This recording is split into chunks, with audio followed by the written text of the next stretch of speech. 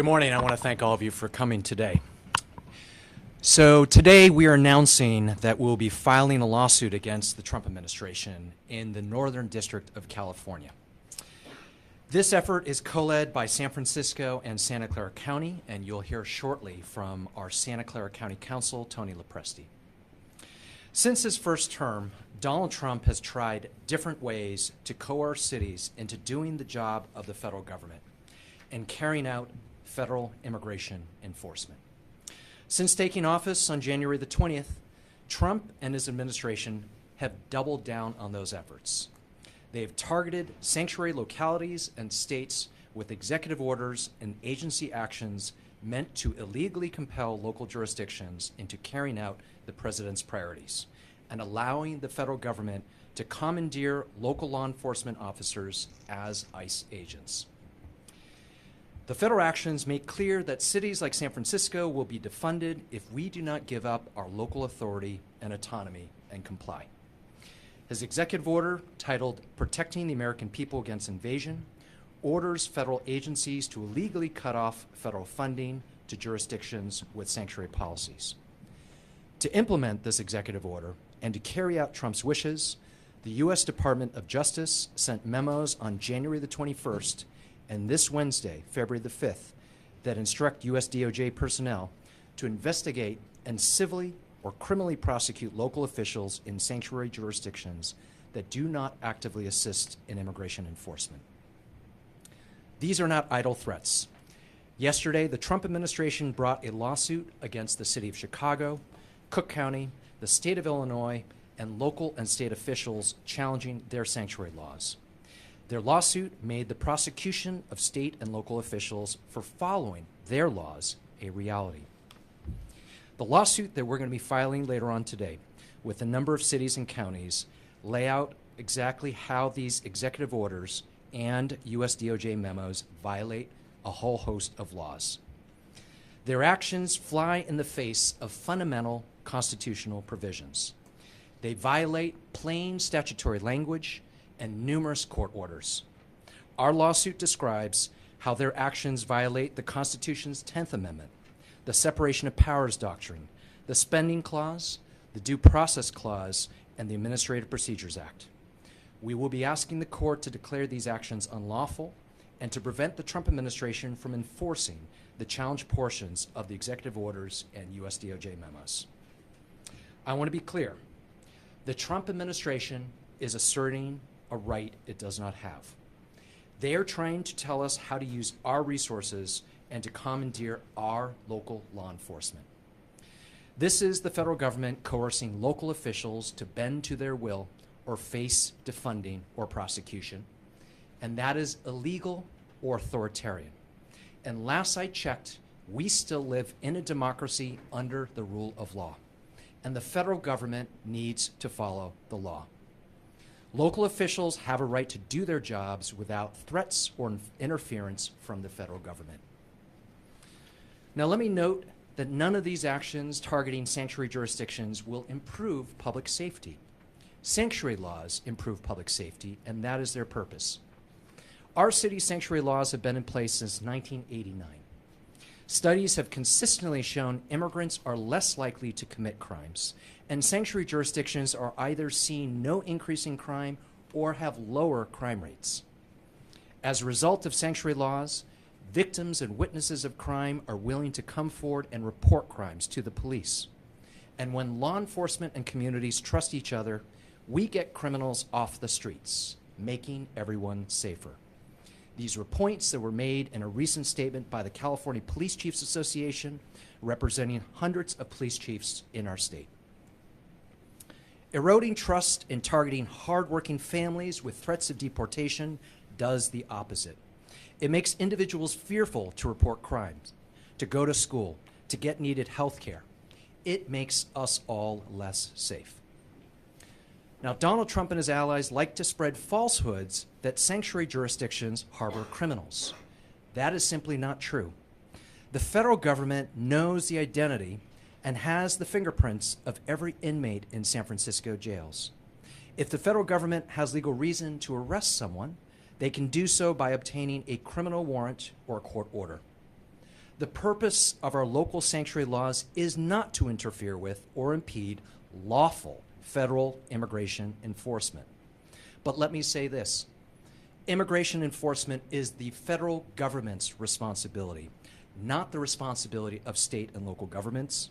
Sanctuary policies prioritize using our scarce local law enforcement resources to actually fight crime, not do the job of the federal government.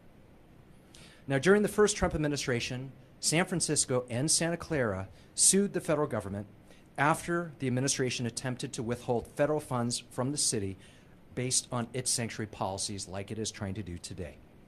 And we won. Federal district courts and the Ninth Circuit U.S. Court of Appeals ruled that the conditions the Trump administration attempted to place on federal funding were unconstitutional and that our local sanctuary policies comply with federal law. No one is interfering with the federal government's ability to do their job. But the Trump administration is certainly interfering with our ability to do our job. They're trying to take away our autonomy and interfering with our ability to keep our residents safe. And thus, we have no choice but to seek relief from the court. I want to mention that our lawsuit is joined by a number of jurisdictions across the country, including New Haven, Connecticut, Portland, Oregon, King County, Washington. And I'm here to introduce our Santa Clara County Counsel, Tony Lopresti. I very much appreciate the partnership between our offices. And as I mentioned, Santa Clara is co-leading this case with us.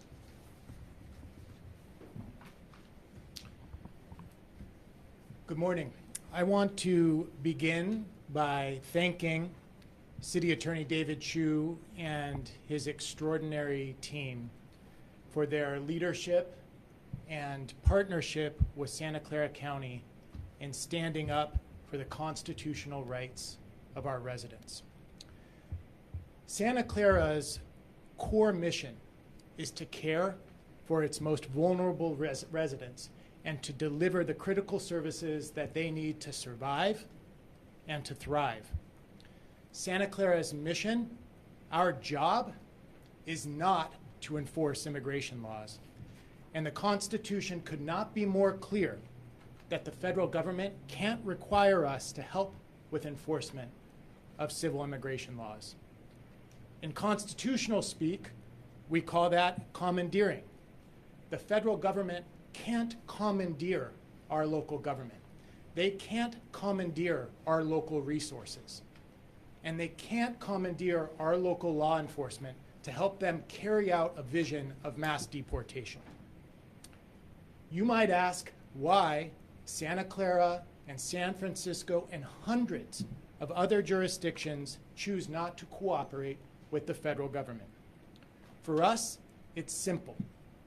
We are striving to create a culture of trust and security within our communities so that our residents know that they can come to the county when they are in need or when they can be of help. That includes feeling safe coming to local law enforcement to report crimes or to participate in investigations without fearing that they or their loved ones face deportation. Our non-cooperation policies are designed to protect that trust and security. And the federal government can't weaponize federal funding to bully us away from that commitment to trust and security. We worked hand in hand with San Francisco in 2017 to enforce the Constitution against the Trump administration. We litigated before and we prevailed. We are litigating again and we will prevail again. Thank you. I want to take a moment and thank the team in my office that has been working around the clock really since the inauguration of Donald Trump. Our litigators, Karun Talak, Nancy Harris, Sarah Eisenberg, Molly Lee, Alex Holtzman, and others. Advice attorneys, Jana Clark, Alicia Cabrera, Kate Kimberlin, Valerie Lopez, Ann Pearson, Christina Fletes, Jesse Minardi, and others. Our legal professionals, Elizabeth Colbrick, Katie Dunn, Sarah Gutierrez, as well as Yale Law School's SFL program. And at this moment, I'd like to invite up our Chief Deputy, Yvonne Made, to make a few remarks in Spanish. Buenos días, mi nombre es Ivonne Meré y yo soy abogado y trabajo como jefe de todo el litigio de la Oficina del Abogado de la Ciudad de San Francisco. Hoy la Ciudad de San Francisco y el Condado de Santa Clara, en conjunto con las ciudades de New Haven en Connecticut, Portland en Oregón y el Condado de King en el estado de Washington, vamos a presentar un litigio contra el presidente Trump, el fiscal general de los Estados Unidos y varios líderes de diferentes departamentos federales. El presidente y el gobierno federal están violando la ley y la Constitución federal, exigiendo que ciudades y condados ayuden a enforzar inmigración federal. En el primer día de su presidencia, el presidente anunció una orden ejecutiva enfocada en Sanctuary City, o ciudades, condados y estados santuarios. Para clarificar, ciudades santuarias no esconden o albergan criminales. Ciudades santuarias tienen leyes y pólizas que dan prioridad a la seguridad pública local, dejando que el gobierno federal ejecuta las leyes federales de inmigración.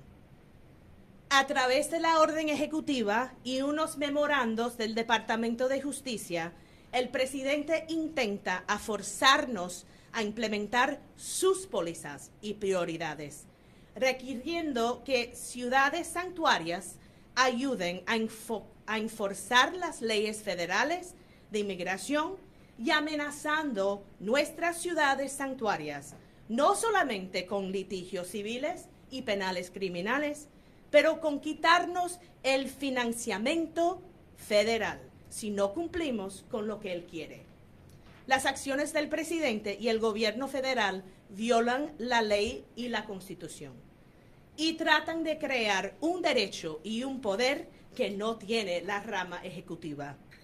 Y la ciudad de San Francisco, el condado de Santa Clara y las otras ciudades y condados, en este caso, estamos pidiendo que la Corte requiera que el presidente y el gobierno federal cumplan con las leyes y la Constitución. Gracias.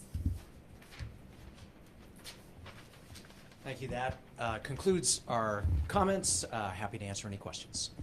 Can you talk a little bit about the differences between what the Trump administration tried to do last time around and this time, and the difference between the lawsuit, if that's impactful? So at some levels, there are not many differences. And in fact, he is reinstating the original executive order that a court had held and the Ninth Circuit had held were unconstitutional.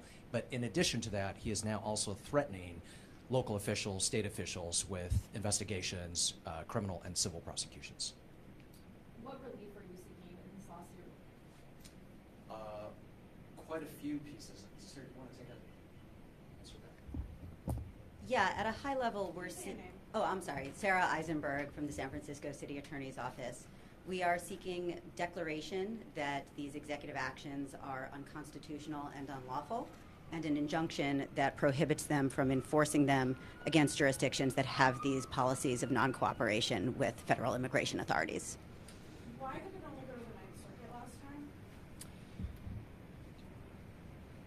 That was a decision. So there were actually several cases that raised this. Some of them we prevailed at the Ninth Circuit, and the Trump administration made a decision not to go further, but to actually withdraw the initial executive order. And some of them, the administration changed over before there was an opportunity for them to go all the way up. These threats to investigate local officials and calls to maybe commandeer local resources are at this point still threats, yes? So why take preemptive legal action rather than wait for those to come to fruition and then seek relief when they do? So the first executive order that came down articulated this strategy, and that was a number of weeks ago. But this week, when the Bondi memo came down, it made it very clear what would happen. And then yesterday, when the city of Chicago and the state of Illinois were sued by the Trump administration, that made it abundantly clear and abundantly real that this enforcement would happen. Do you have any indication that the Trump administration will come after San Francisco officials? Have they said anything to the Department of Justice? From our perspective, We think any and all sanctuary jurisdictions are going to be targeted, and what has happened this week made that abundantly clear. If Bondi is successful in her attempt to skirt federal funding, I mean, how much does San Francisco stand to lose? So San Francisco on our own, we receive billions of dollars of federal funding. This would be catastrophic to our city, to the services that we need to provide to our community and to our local economy. I understand. Sorry. I'll just add for Santa Clara, it's a similar situation. We have billions of dollars at stake, including money that is devoted to our health system. We have the second largest public health system in the state of California. It's critical that we're able to provide those health services and the community services that federal funding helps support. So our core mission really is at stake here. This is still a threat at this point, right? There's been no sort of funding freeze to sanctuary cities in these orders that we know of? There has certainly been communications that have been issued.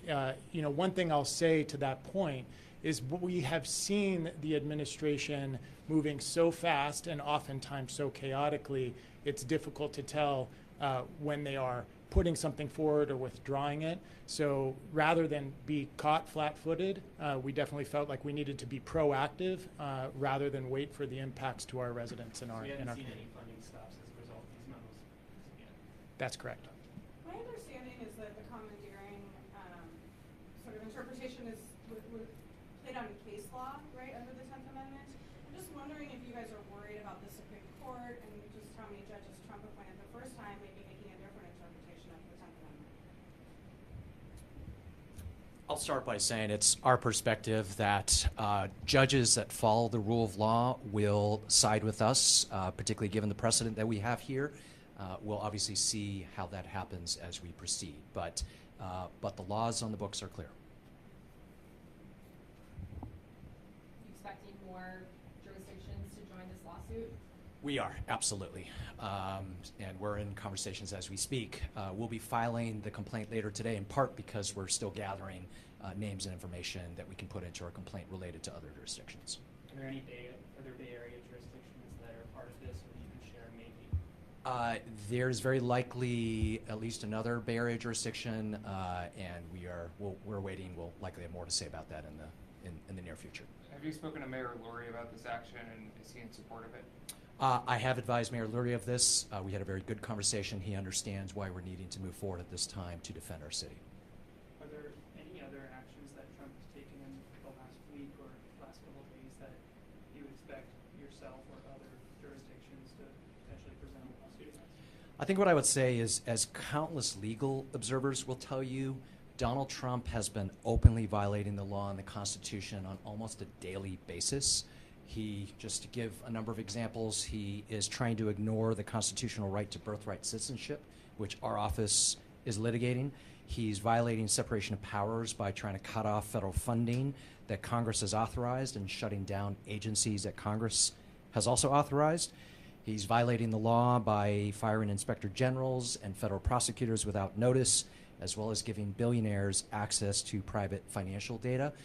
We, of course, are monitoring all of these circumstances and will take action when we need to defend our city. Does your office have the capacity to do that work?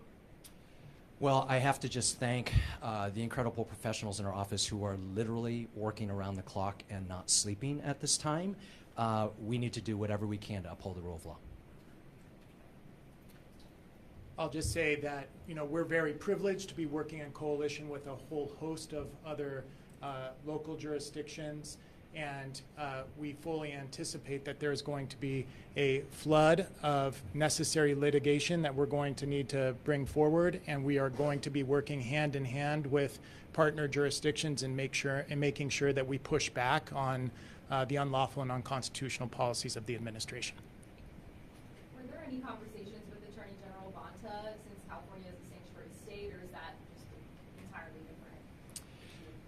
We've had conversations with the AG's office on a number of topics. I'm not going to go into what those are, but we certainly have been in communication with our AG. And with that, unless anyone has any other questions, appreciate you being here. I know there are folks who can do individual interviews. Thank you so much.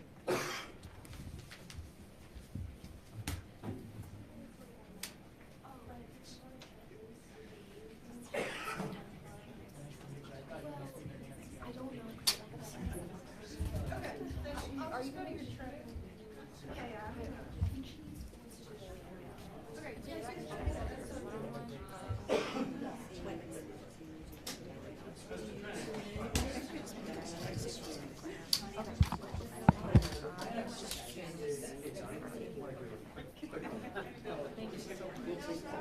Let's all huddle, do a photo. Well, no, that's all good, but it's only because like I'm